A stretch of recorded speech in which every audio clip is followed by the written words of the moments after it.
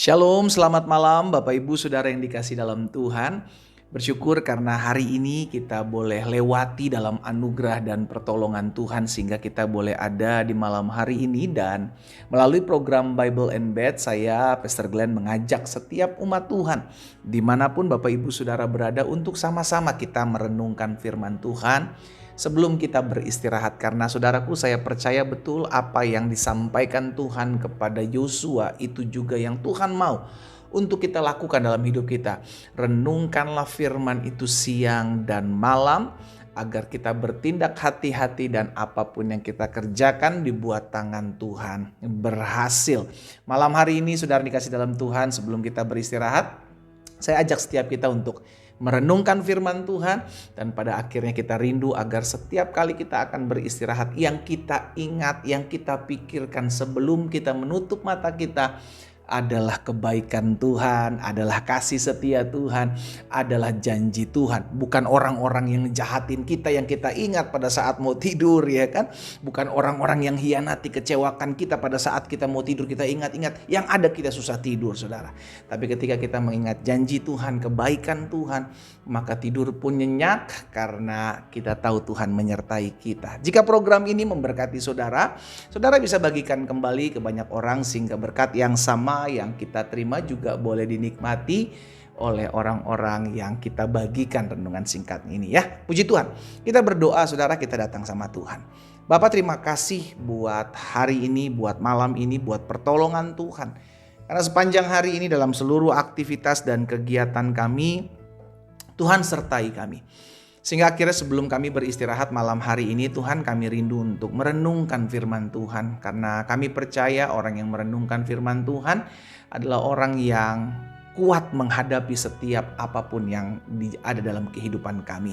Karena itu Roh Kudus sampaikan sesuatu bagi masing-masing kami, urapi kami dengan roh hikmat dan wahyu, sehingga kami mengerti akan kebenaran yang memerdekakan kami. Dalam nama Yesus Kristus Tuhan kami berdoa. Haleluya. Amin, amin. Saudara yang dikasih dalam Tuhan, seringkali kalau kita ngomong sama orang, kita sebagai orang yang takut akan Tuhan, kita nasehatin orang tentunya. Karena kita tahu mungkin orang itu sedang ada dalam jalan-jalan yang gak benar. Kita nasehatin aja gitu. Karena bagian kita kan seperti itu. Kita bukan menganggap diri lebih tahu, lebih pintar, lebih bijaksana. No, tapi kita sebagai anak Tuhan yang sudah tahu kebenaran, bisa membedakan mana terang, mana gelap, kita menasehati. Namun pada masalahnya ada masalah yang pada akhirnya membuat kita juga ada orang-orang yang memang gak peduli dengan nasihat kita gitu loh. Ada orang-orang yang ngacuhin, bodoh amatin gitu kan segala apa yang kita udah sampaikan. Nah, saya mau ajak setiap kita mengingat atau melihat kembali apa yang dialami Rasul Paulus. Dia punya pengalaman yang sama, saudara. Jadi ketika Rasul Paulus akan pergi ke Roma, sudah dikasih dalam Tuhan, dia dalam tahan sebagai seorang tahanan, sudah dikasih dalam Tuhan.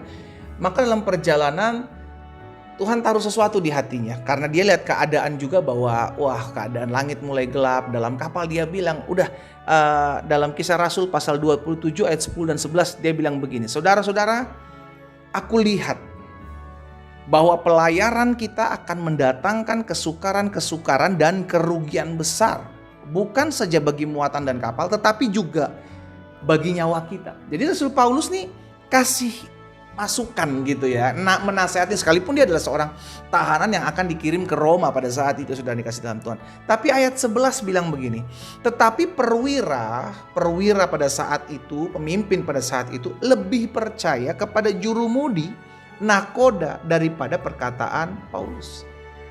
Ya betul, wajar gitu. Kenapa? Karena Paulus adalah seorang tahanan, sudah dikasih dalam Tuhan.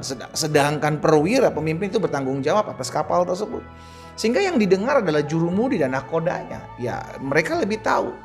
Tapi Rasul Paulus sudah kasih tahu seperti ini. Janganlah. Saudara tahu apa yang terjadi pada akhirnya? Pada akhirnya kapal itu karam, saudara. Ya kan? Tapi kapal itu karam, ternyata memang ada rencana Tuhan. Wah, itu dahsyat, saudara. Jadi kalau kita baca kisahnya, itu ada rencana Tuhan. Mereka karam di dekat Pulau Malta pada saat itu, sehingga akhirnya mereka lari semua ke Pulau Malta, sudah dikasih tahu. Tapi ini yang saya mau bagikan, ketika nasihat kita tidak dihiraukan, ketika bicara kita, omongan nasihat kita memberikan sesuatu kepada orang ini diacuhkan, dicuek, kita mesti tahu sikap kita apa gitu loh. Jangan sampai yang tadinya kita bisa jadi kesaksian buat orang lain, nah akhirnya jadi batu sandungan. Jangan sampai ketika kita menasehati orang, orang gak terima, orang bodoh amatin, acuhkan, terus kita marah-marah, kita komplain, lu sih. Karena itu yang dilakukan Rasul Paulus nggak seperti itu gitu loh saudara. Dilakukan Rasul Paulus seperti itu nggak seperti itu. Kita lihat di ayat selanjutnya di ayat 21. Apa respon Paulus ketika keadaan itu benar-benar terjadi oleh karena mereka tidak mendengarkan nasihat Paulus. Dan karena mereka beberapa lamanya tidak makan, berdirilah Paulus di tengah-tengah mereka dan berkata, saudara-saudara, jika sekiranya nasihatku dituruti, yang tadi nih supaya jangan berangkat, dituruti supaya kita jangan berlayar dari kereta, kita pasti terpelihara dari kesukaran dan kerugian ini. Ayat 22, dengan bijaksana Rasul Paulus bilang begini, tetapi sekarang juga dalam kesukaran ini, aku menasehatkan kamu, supaya kamu tetap bertabah hati, sebab tidak seorang pun di antara kamu yang akan binasa, kecuali kapal ini. Jadi Rasul Paulus sekalipun omongannya, nasihatnya ditolak pada saat itu oleh perwira, karena perwira saat itu hanya percaya kepada juru mudi dan koda, dia gak salahin perwira itu.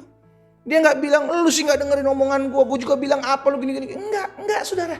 Rasul Paulus tetap bijaksana, dia tetap menyampaikan, ya udah gak apa-apa. Tapi kita tetap mesti kuat ya, kita tetap mesti percaya bahwa tidak akan ada yang binasa kecuali kapal ini. Ini yang saya mau bagikan buat setiap kita saudara.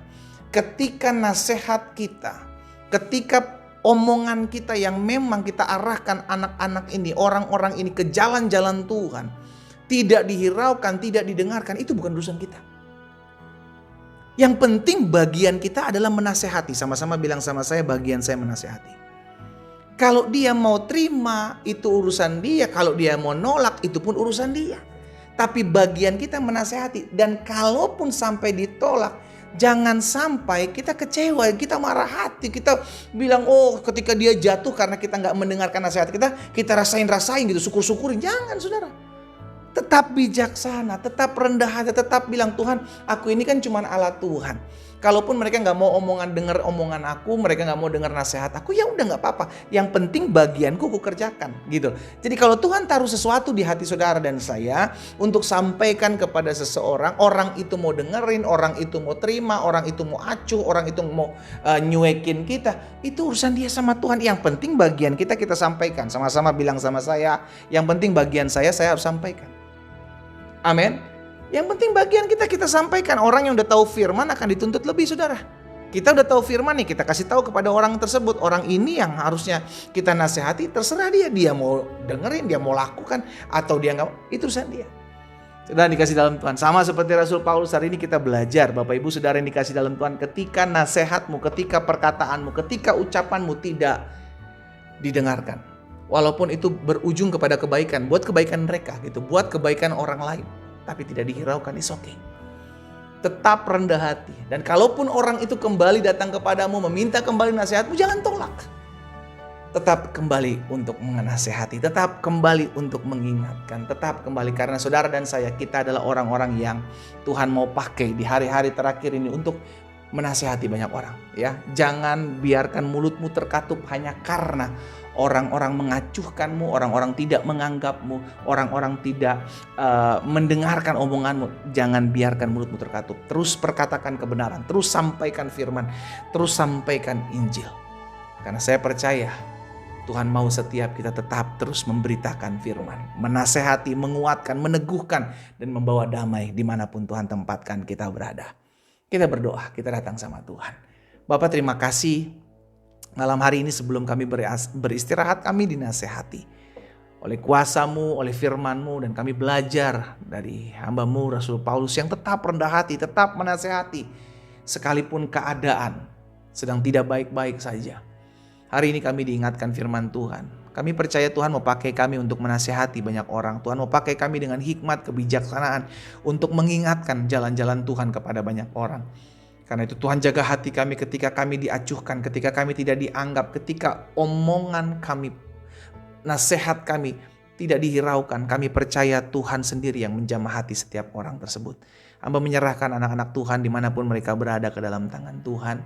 Biarlah kasih karunia Tuhan tetap terus ada menjadi milik bagian kami. Kami melangkah dalam kuasa, kami melangkah dalam otoritas, kami melangkah dalam hikmat dan kebijaksanaan dari Tuhan. Terima kasih buat malam hari ini Tuhan. Kami akan beristirahat, berkat Tuhan ada atas setiap kami. Dalam nama Tuhan Yesus Kristus kami berdoa. Haleluya. Amin. Kita beristirahat, selamat malam. Tuhan Yesus memberkati kita saudara.